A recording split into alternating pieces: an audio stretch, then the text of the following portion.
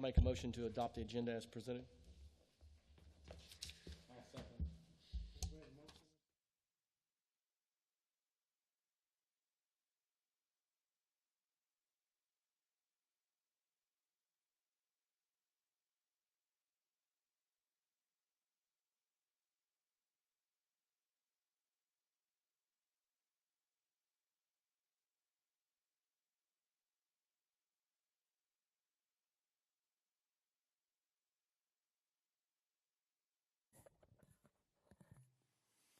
Good evening.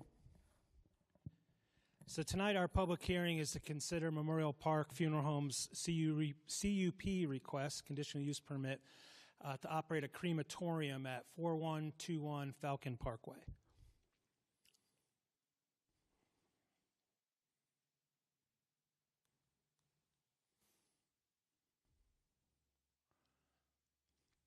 This is just a site map. You can see that it's highlighted in yellow. So this is kind of a unique situation that we haven't dealt with here at the city. And I'll go through it fairly quickly, but basically, as you can see from the timeline, the city was approached by the establishment about, it was in December of 2021 when they approached us about the requirements to have a crematorium. And they were told that under their zoning, they would need a conditional use permit, which they submitted, but it was never complete and it was never followed through. So when Tanya Parrish came on board, she said, "Hey, I'm going out to visit the crematorium. Do you want to come take a tour with me?" And I said, "What crematorium?" And she said, "The one on Falcon Parkway." And they had gone through and built it without the conditional use permit. So they came back to us and said, "Hey, what do we need to do to make this right?" So there's several things. There's really two issues here. You have the use itself, which is what this conditional use permit would allow, which is the crematorium. And then you have everything that would lead up to acquiring a certificate of occupancy for the building, which is now built. So normally that would go through the process. You'd acquire a building permit and all the inspections would be done by staff. And also Hall County Fire Marshal would also issue a CO and they would have reviewed the plans. So now we're at a point where this is built. Staff certainly doesn't have any kind of problem with the use itself. It makes sense. It's perfectly fine. But we have the hurdle now of making sure this was built correctly.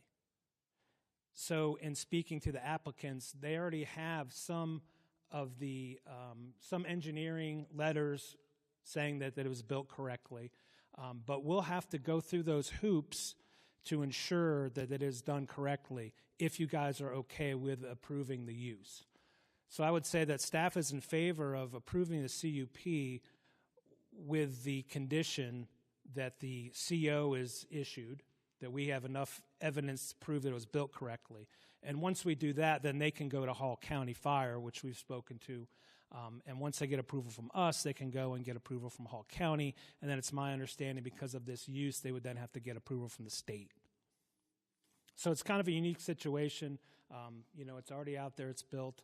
And as I said, we're okay with the use. We just want to make sure that we cover all our bases as it should have been done from the beginning.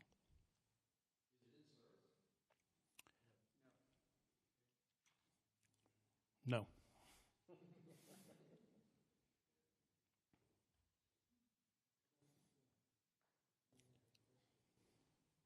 And as you know, the applicants are here if you have any questions for them as well as part of the public hearing process.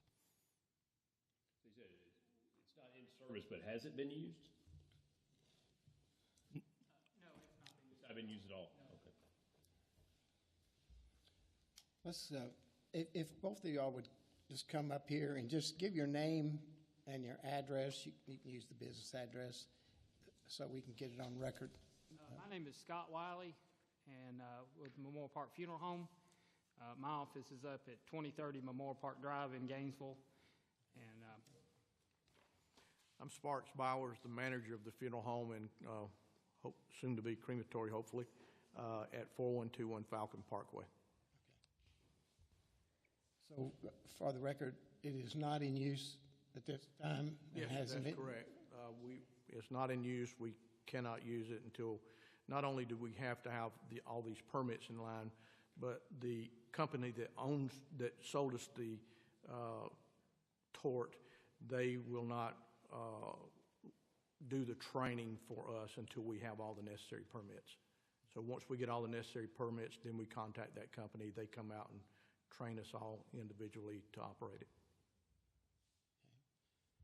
Let's open up for questions now. So y'all don't have one at the other Memorial Park? We do. You do have one.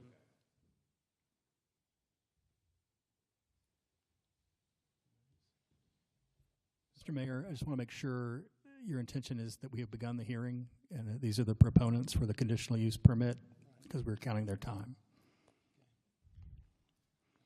We have 10 minutes. Is that your intention, sir, to have begun the hearing? Yeah, I mean, Okay, just making sure. making sure everybody understands. Okay, thank you. Thank you.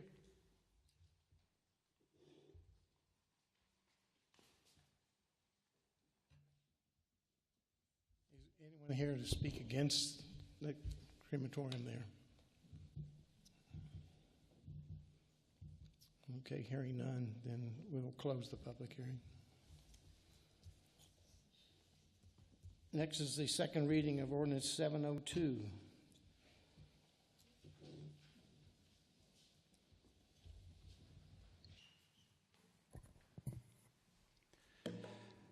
So as you know, this is Edge City Properties. We're having the second vote tonight. This was put on the agenda as a work session because I believe there was still some questions and we need some clarification on two conditions that Ms. Peng has been working with Mr. Dye on.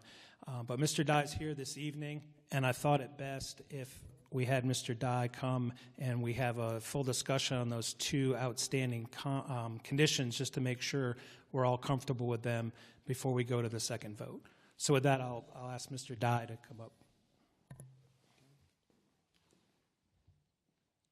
Good evening, Mr. Mayor, City Council members. Mike Dye, Edge City Properties. I'm the applicant, office at 4280 Dove Point in Duluth. Thanks for your time tonight and addressing these matters. I had thought that the ordinance before you was going to be updated with a couple of revisions that I discussed with a few of you this week.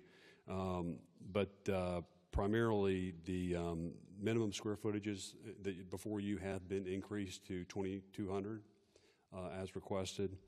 The 4C, the language here on the rental restriction, I just want to add something that I think is important that Councilman McClellan brought up, and I'll just read that. The development shall be a fee simple homes for sale. The Homeowners Association must have in their bylaws that no more than 10% of the total homes will be rental units. And I propose that we add the word and strike or. A rule of no more than 2 houses owned by one owner in the development, and the owner must occupy one of the two. As I read that, the or kind of takes away the rental restriction of a maximum of 10%. So that's clearly not the city's intent. So I think it's important for us to revise that on the final vote if you feel that's appropriate. The last matter is on 9. On the very last of the ordinance regarding my intent on lots 1 through 3 and what those homes will look like. It's just kind of tighten up that language. The last time I spoke, I wasn't sure if we wanted to do a wraparound porch. I've presented the updated plans as of, I believe, Monday that should have been distributed to all of you. I have those plans in case you wanted to see those, but we are planning on wrapping the porches based on the feedback that we received on lots 1 and 3. So I wanted that particular paragraph to read, developer agrees to incorporate additional architectural elements on the side elevations of the homes located on lot 1 and 3. These homes shall be 3-story. The first story shall have a minimum brick water table.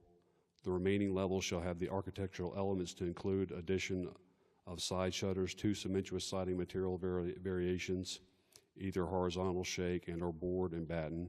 In addition, and this is where I'm committing to put those up. Developers shall also wrap the porch around the south side of Lot 1 and the north side of Lot 3 on the side elevation to enhance the architectural look. So the first one read is optional. After feedback from the city council members, I'm making that mandatory for lots 1 and 3.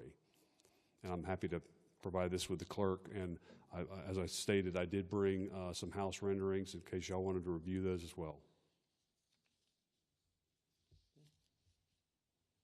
Yeah, if you could provide that to the clerk, we'd appreciate it. Okay.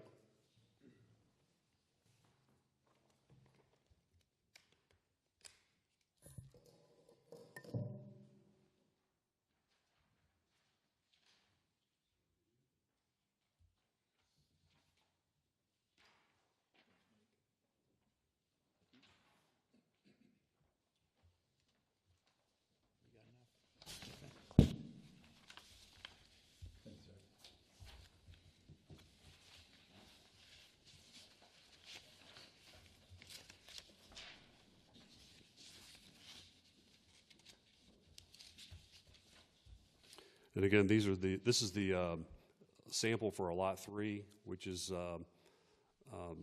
the rear load product that faces Gainesville Street.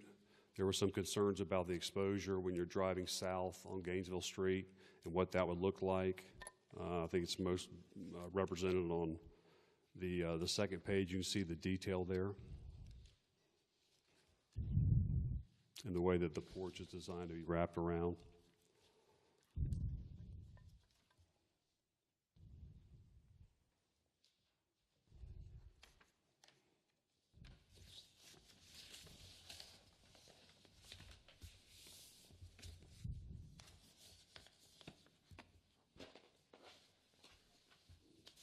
And then the third page would, of course, be the inside of the house that you don't see from Gainesville Street.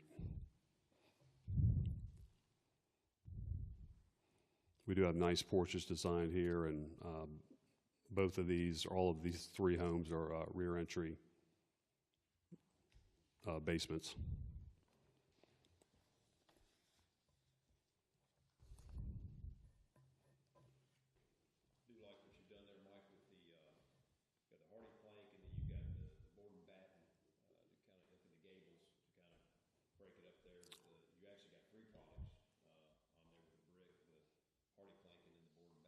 Yes.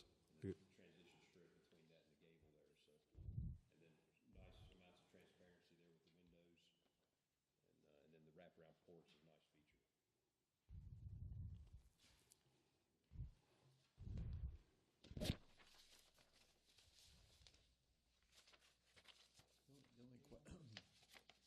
I wanted to make sure that there was something mentioned about a hardship clause in rentals. Is that still in there, or is that?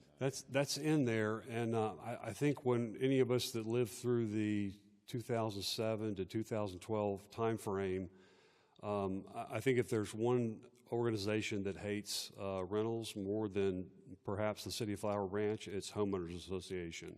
But if you have somebody that's lost their job, they need to relocate and rent their house. Maybe market conditions don't allow for them to sell their house, allows them to put a tenant there. The home isn't vacant. The only other alternative is that they can't rent it, then the bank takes it back, and then we have foreclosures, and that's not good for the market. So it's really designed to be just a kind of worst-case scenario, and normally the people that are on the boards making decisions, nobody's going to like a rental situation. That would only be an issue if climbed above the 10% though, right? Which is 4 houses. They could go above the 4 houses, yes, to apply for a hardship. Is that something that should be left for the homeowners to decide rather than have that written in ahead of time? Well, if we don't add it in here, then it's only included in the 10%. Only 4 homes in this development could be rentals. So if you had, a lady that her husband passed away and she couldn't pay the mortgage and had to move out and rent it or go to an extended care facility, their family wouldn't have the ability to rent it, but they could apply to the hardship HOA board and allowed that. Otherwise, you'd have to amend the HOA. covenants. Can an HOA do that once they have control of it? Sure. Okay, That might take a while. And, it's really hard for the HOA. It's serving and setting those things up and managing them. I mean, HOAs really don't like rentals. And normally the people that are on those boards are set up to, that's their, largest asset, and nobody really likes to allow HOAs and rentals to come in.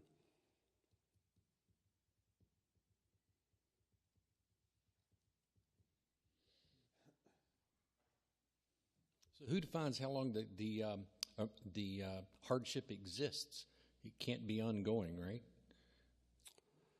I think it's if it's a detrimental hardship, if it's because, hey, I've lost my job, it's the market conditions don't allow me to sell, and it's kind of a case-by-case basis, but it's certainly not broken down to really be specific. Yeah, HOA board could figure that out. Who would make that decision, though?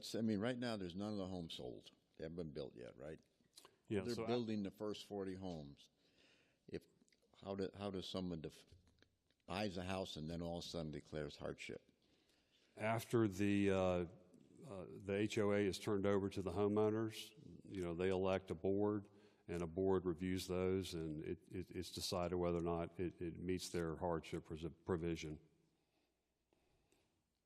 Really, the only alternative to this, and this wasn't that long ago, is that you could have 8 homes in this development that are vacant because they can't be rental because of these restrictions, and the bank comes in and takes them, and they sell for 40 cents on the dollar, which that might sound radical, but I've been in this business too long to. It certainly happened for several years here in the United States in this market.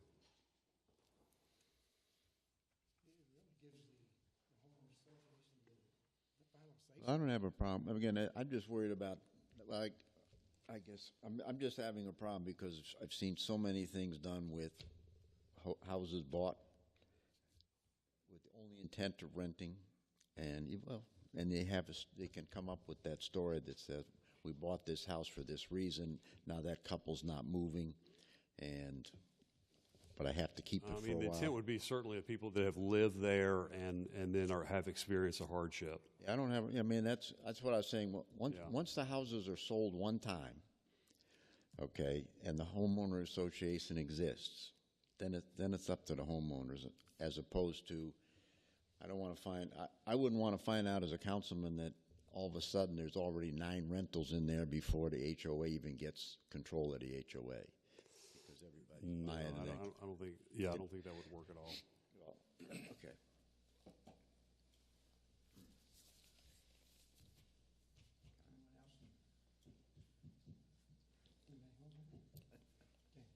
Thank you, Mr. Dunn. All right, thank you.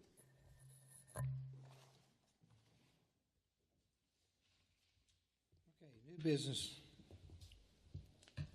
We need to consider acceptance agreement between the state of Georgia and the city of Flowery Branch. This is an agreement between the city of Flowery Branch and state of Georgia and the Homeland Security.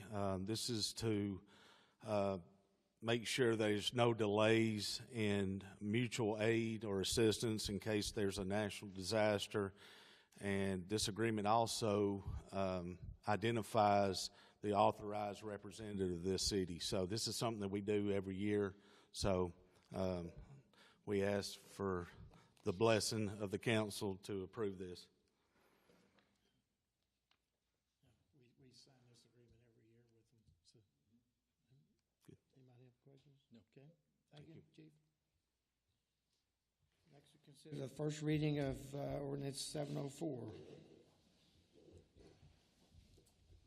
Mr. Mayor, I'll speak to the purpose of this ordinance. This would amend the charter of the city of Flowery Branch to add to the mayor's powers the ability to swear in appointed officials of the city. This is something that's typically found in a municipal charter. State law provides that if there is no one identified at the city level, that the default official for the swearing of oaths is the probate court judge of the county. So by adding this for those staff positions or employees or appointees that need to be sworn in, it's something that the mayor could handle if y'all adopt this ordinance. Any questions? No. Okay. Thank you.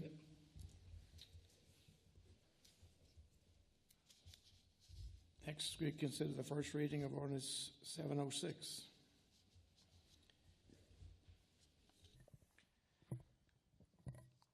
So this annexation and rezoning is on the agenda for our first vote this evening. We placed it on work session, similar to the Edge City project. If you have any questions out there that you'd like to ask the applicant, Piedmont Residential is here tonight, so we put them on the work session. If you have any questions for them prior to the first vote later this evening. Yeah, we've already had the public hearing, and Yes, sir, that's correct.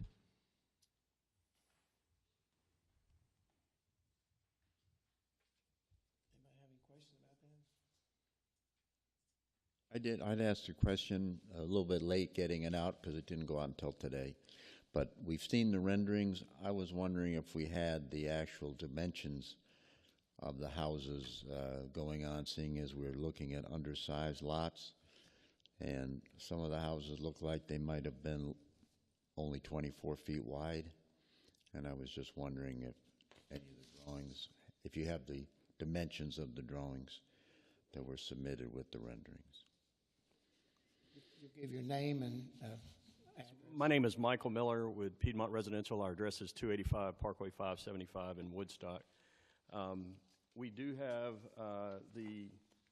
what you would call a foundation plan that you can see the various widths. How are these ordered?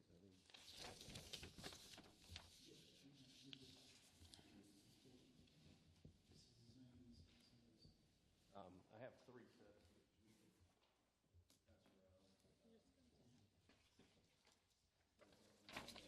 That's okay. You just pass, let them have it.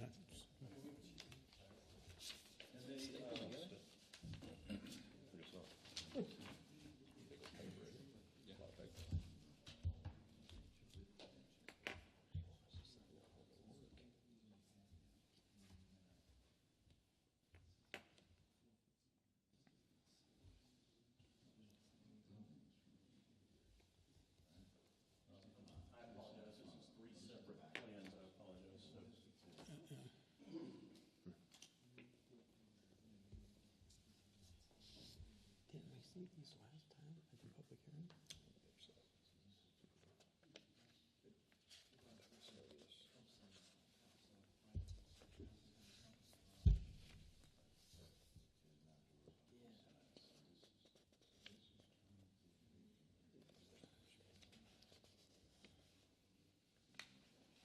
Can you just give us the dimensions of the Yeah, width? so I was just confirming with the guy who does construction. I do land, so I wanted to make sure I got it right.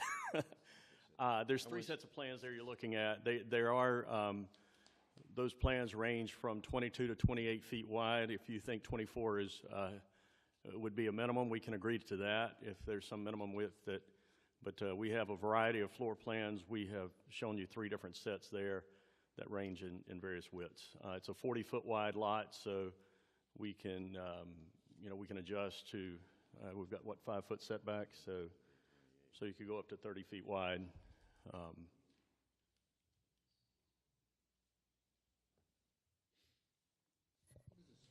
Square footage. The rear entry, smallest square footage is a little over 1,900 square feet. The range upwards to 2,200. We had asked for a variance to have a small number of front entry, and I think those front entries may be down around 1,800. But we have figured out how to make that number a lot smaller than when we were first here. We were thinking we would have 13 front entry homes, but we think we can get that down to maybe as few as 3 or 4. I've had this conversation with a couple of folks, but for those of you who saw or may remember the site plan, there was this one cul-de-sac that was out towards Gainesville Street that we have figured out how to take all those houses around the cul-de-sac and actually swing those around so that they'll actually front on Gainesville Street now and be rear entry. So it'll give you a much, much better streetscape along Gainesville Street.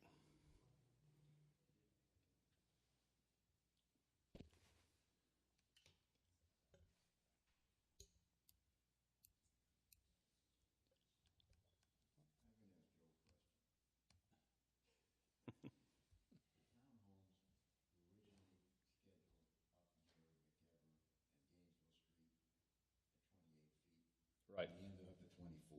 Right. I would say that 28 should be the minimum. No narrower than 28. Because those are even small townhomes. But that was my thought. That's why I wanted to see that. Some of those drawings. So. One thing about a 24-foot wide house is you got, I mean, it's pretty much, and I noticed rear entry on all these products, but it is roughly about the size of a, two-bay garage door. And then you got the 4-foot kind of hole that leads into the front entrance, or in this case, the back entrance. So, yeah, the 24-foot that is very narrow. It is extremely narrow, and being able to figure out a way to, if you could make those wider to get out to 28 feet, then you could actually have some outdoor space also on the back side of that rear entry. I think of it like up at Park Haven. They've got some rear entry products there, and the product's not that wide, but those rear entry products, they do have, you got the garage back there, but you also have a little patio. You do have room for a little patio there on a 28-foot, whereas on a 24-foot, you really only have room for a door and a little walkway. Right. So having that 28-foot minimum, I think would be a pretty good idea. Well, I think we can agree to that, but I will offer one other thing to consider, and that is by having some amount of variance, it allows us, and we've seen this in action, where if you can vary the widths of the houses, it also helps break up that monotony. So instead of it being all the same width, all the same distance from each other, you can have a little bit smaller house here with some greater space, and then several that are that way. So we can agree to the 28-foot, but I would say if we can go down and maybe we agree to a minimum that are slightly less than that, then that will give us the ability to create actually a better looking streetscape, because you don't have the same size house, all along the way.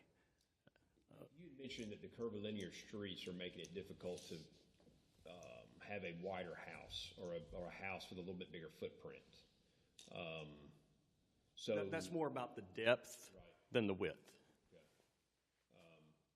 Okay. So then the curvilinear streets are not creating an issue then as far as square footage, or at least the footprint. I'm speaking of the footprint. It affects it because if you have simply straight streets and you got houses directly across the street from each other, then you have nice little square or rectangular lots. Once you start curving the street, then now you begin to have pie-shaped lots, and you begin to limit what you can do. And then also, because these are curvilinear streets, you've got the alleyways to the rear, and you don't have house here, alleyway, house there. You're just squeezing everything together. The alternative, which is not what I don't think that's what we've been asked to do, is that you don't have streets along the front of the house. The houses are looking across a green space from each other. But that's not what we've heard the city wants, and that's not what we're looking to do.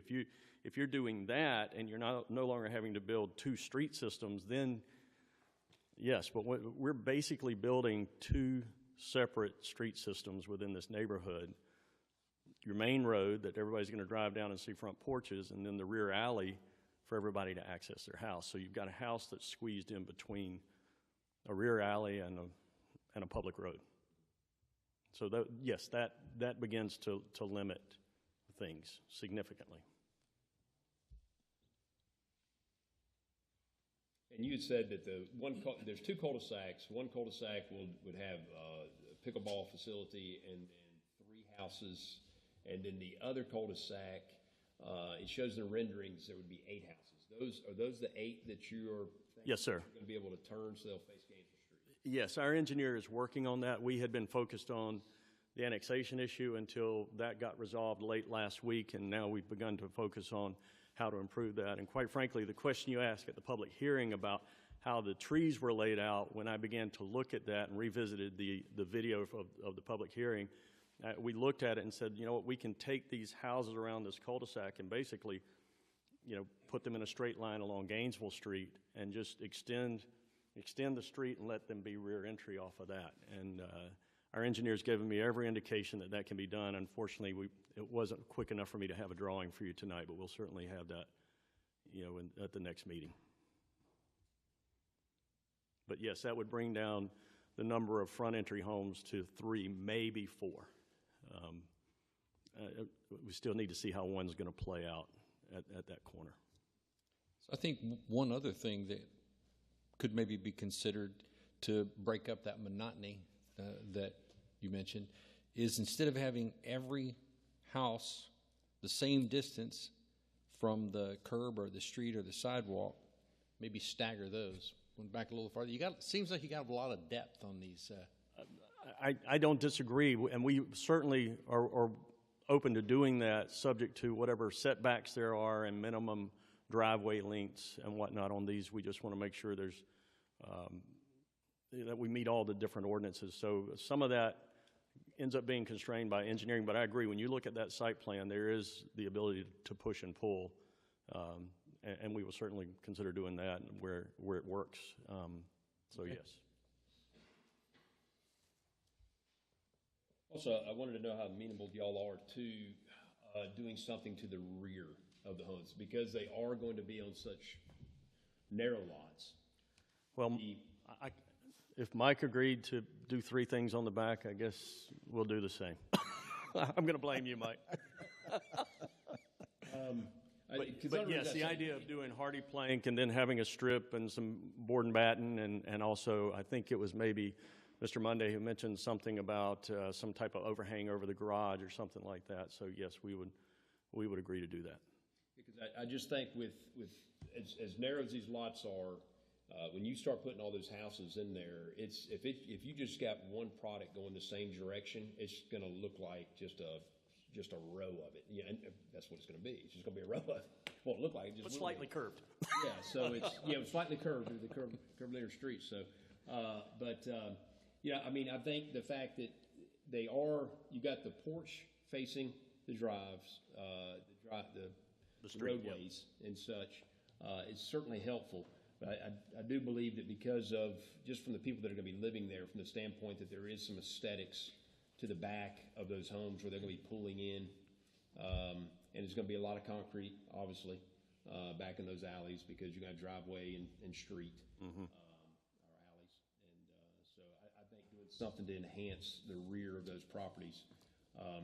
And I'll tell you a great example here in Flowery Branch is, of course, this will be a little bit of a smaller scale because these homes aren't going to be as big as these, but on Mitchell Street.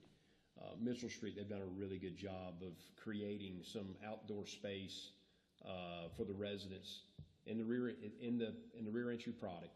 Some outdoor space there. Okay. And also, they have at least multiple products on the back, or materials on the back. Okay, we'll certainly take a look at that. It's a pretty good look. So, and again, I know those homes are much larger than what you guys are looking to build, but at the same time, I guess a scaled down rendering of Mm-hmm.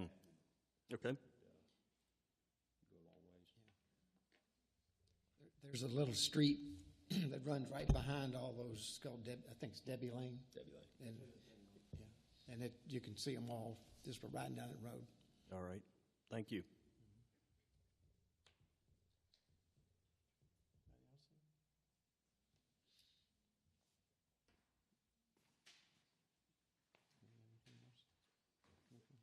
Okay, thank you.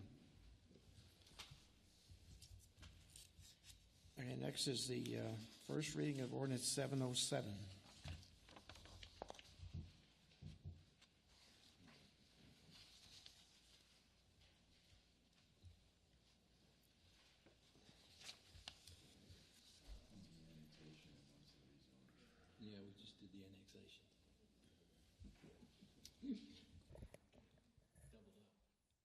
So when you put on a case that's an annexation and a rezoning, you always have to have it come up with the annexation first to get approved, and then you do the rezoning. So this was just transposed onto the work session. So really that discussion carries for both of these. Department reports, city manager's report. Okay, Department of Fun.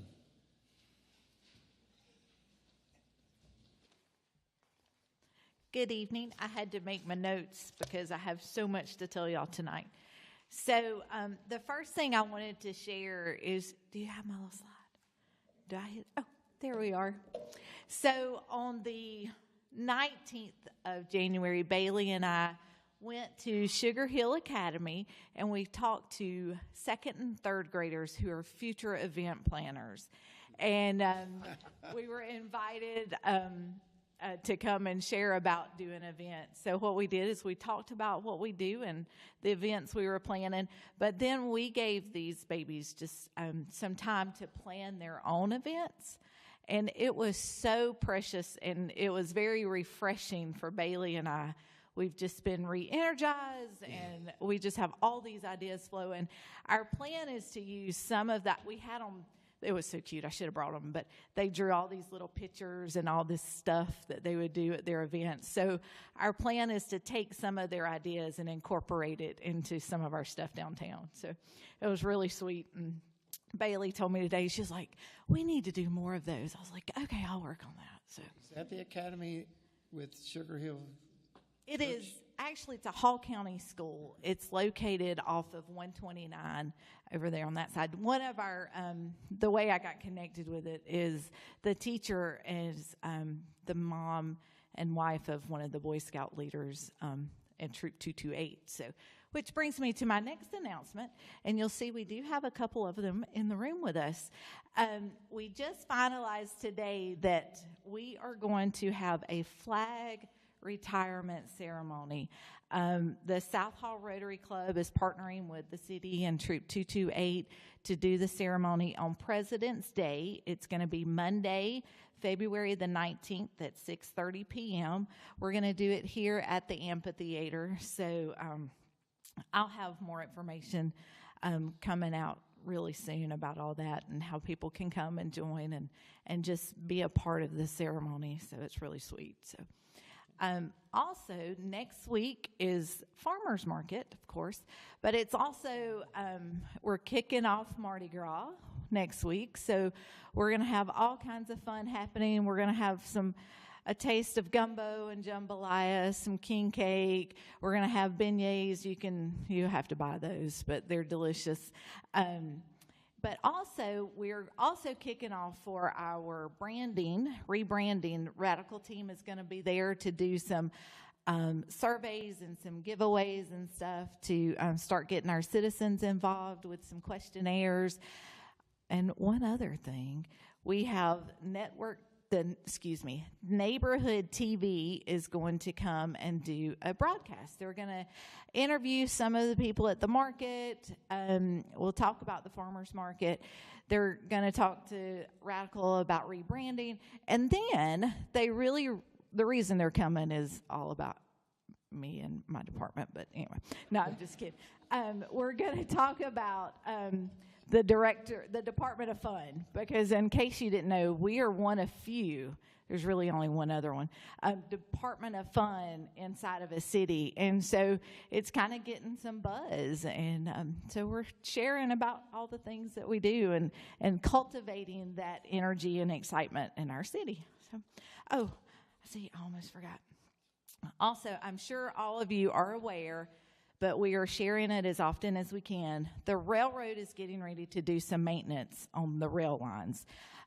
We really do not have a date yet. It is from February the 22nd through April the 22nd. That's kind of the days that they've given us. They should give us a call 3 or 4 days ahead of time. It is going to be a huge inconvenience, but we are going to help and get through this pain together, and we've got some things and plan to help with navigating. And as soon as we know when it's going to happen, we will definitely share it. But this is an event that just takes place every 10 to 15 years, and so it's just part of life on the railroad. So that's all. The railroad track, just to let them know, is not going to be closed. Just for how long? I can't answer that. Well, it's not going to be closed for 2 months. It's going to be closed for 3 to 4 days. 3 to 4 days. Yeah. Okay. Yeah. I don't want anybody going home thinking we're going to close the railroads for a couple of months. That's just the timeline. Thank you. Okay, Finance Department. First of all, I want to thank you for, I don't know if you all noticed, but we got these TVs up working, and we got sound, and we don't have to look around the corner, and we appreciate that. And Matt, we appreciate all the work that you've done with that. So thank you. You're welcome. That's what I was going to talk about. As you can see, they are working. We have worked tirelessly with our team the last 2 days, so this has all kind of happened in the last couple of days. And I was actually on the phone with Granicus, which is our agenda software that was part of that update at like 5 o'clock this afternoon. So, yes, it is working. All the functionality is not there yet, so we've been troubleshooting tonight, but kind of what's going to happen is this will be the same as it's been, but and you'll also be able to see those live on YouTube.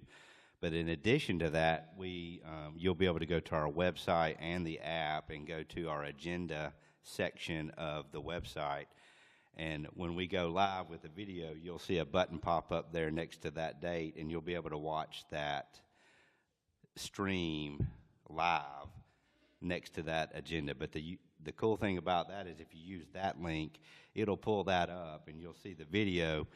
Next to it, you'll see the agenda and all the links associated with the agenda, so you'll be able to click on those items, and then we'll also put a link in there to the PowerPoint that we'll be showing on the video, so you'll be able to scroll and see all that stuff together in one location. Will it be ready? It should have been ready tonight, but we're having some connectivity issues, so hopefully at the next meeting we'll troubleshoot that tomorrow and get that up and running. So you have any questions about any of that?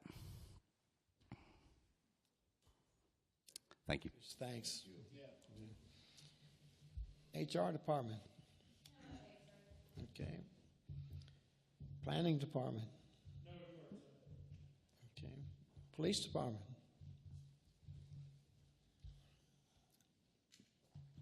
So, as y'all already know, February is Black History Month, and just wanted to share that the police department's been invited February the 24th to participate at Mount Zion Baptist Church, which is actually in Oakwood.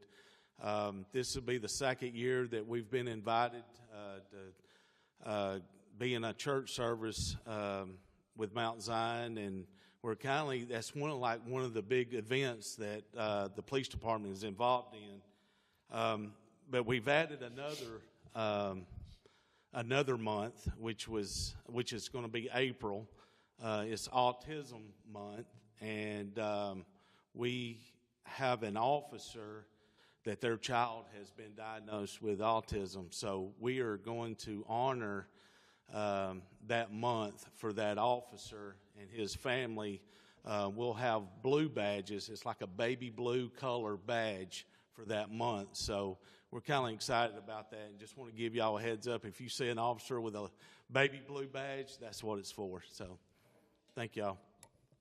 Thank you. That event at Mount Zion will be from 10 to 2 that day, and it's a great event.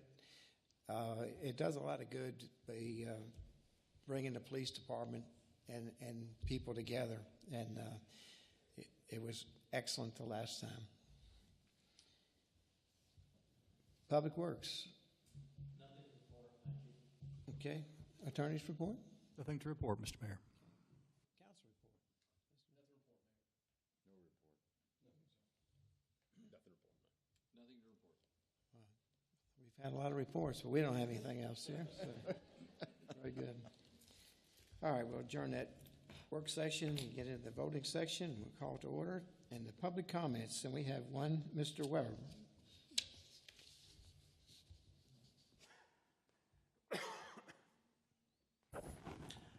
Mark Weber, 6114 Stella Light Drive in Flowery Branch. It's great to see that the council is so involved in what the new properties that are being built in Flowery Branch are going to look like, the appearance, the traffic patterns, and all of that. But that kind of begs the question of what some of the rest of Flowery Branch looks like, and that goes to a question of code enforcement. And we have homes just in the historic district that just look terrible. I mean, I'm not even certain how people live in them. But I've said this, and I guess it's been a year or two more ago, but code enforcement is really critical. If we're going to have beautiful neighborhoods and we want people to come in and buy into Flowery Branch, we need to do something about that. I seem to recall that we added a code enforcement person at one point in time, but I don't know if we still have that person. But I encourage whoever in the appropriate department it is that can do it, can go out and look at these properties and actually enforce the code. And the same thing about when you come off of 985, we have trucks that park in front of that vacant lot next to the gas station. And I am certain that that is not zoned to have 18-wheel trucks parked there. It just looks terrible, terrible. In addition to that, last time I was here, I talked about roads, and now we have more homes that are going to be on Gainesville Street with the new developments, and more traffic coming on Gainesville Street. And I want to encourage the city council to give a lot of thought to upgrading Gainesville Street, particularly down near Lights Ferry. I talked to one of the council members, and he agrees with me that there are ditches on the side of the road. Late at night, you're driving down, and maybe the new lighting will help when it comes in, but right now it's just terrible. We really have to do something about Gainesville Street. Thank you. I will say on the trucks, they've put 4 no parking signs, and since they've been put up there have been no trucks there on that lot. Okay. Consent agenda. Do we have a motion? I'll make a motion to approve the consent agenda. Second. All those in favor say aye. Aye. Aye. Opposed? Okay. We get into the unfinished business, and then we have the second reading of ordinance 702. Alrighty, Mayor, I'll read the caption. Ordinance 702, an ordinance amending the zoning map of the city of Flowery Branch, Georgia by rezoning 2 parcels of real property of land totaling 14.158 plus or minus acres of land owned by the Evelyn Bagwell Revocable Trust and Evelyn B. Jones, identified as 5416 and 5408 Gainesville Street, to be rezoned from R1 to R2. Okay. We have a motion there. Motion to approve ordinance 702. Second. Okay, we have a motion and a second. Is there any more discussion? Okay, all those in favor say aye. Aye. Aye. Opposed? Okay, it passes. Next is the second reading of an ordinance 703.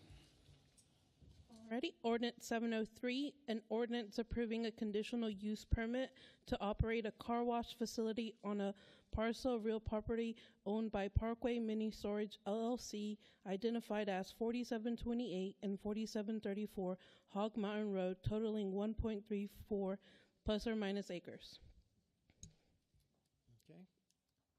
I make a motion to approve the second reading of ordinance 703 for conditional use permit to allow a car wash located at 4728 and 4734 Hog Mountain Road. I'll second that. Any questions?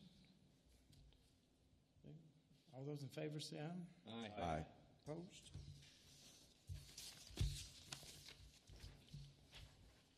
Okay, that ends that. And next is the new business in the voting section, and is to the first thing we're going to need a motion to consider the agreement between the state of Georgia and the city of Flowery Branch. That's the one we do every year. So if somebody want to make that motion, please. I'll make a motion to accept the agreement between the City of Flowery Branch and the State of Georgia. All those in favor say aye. Aye. Opposed? Okay, passed. And next is the first reading of ordinance 704, amending our charter. Ordinance number 704, an ordinance to amend the charter of the City of Flowery Branch, an ordinance by the mayor and the city council for the City of Flowery Branch, Georgia, for the purpose of amending the Flowery Branch City Charter relating to the powers of the office of mayor, to provide that said mayor shall be authorized to administer the oath of office to non-elected personnel, employees, and agents of the city, and for other purposes. I make a motion to approve the first reading of ordinance 704, amending the charter of the City of Flowery Branch, giving the mayor authority to administer oaths. I'll second. All those in favor say aye. Aye. Aye. Opposed? All right, next is the first reading of ordinance 706, and we've got these two back-to-back.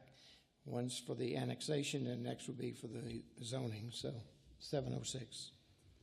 Ordinance number 706, an ordinance to annex and bring within the corporate limits of the City of Flowery Branch, State of Georgia, real property totaling 10.73 plus or minus acres of land owned by Kathy S. Taylor, identified as 5170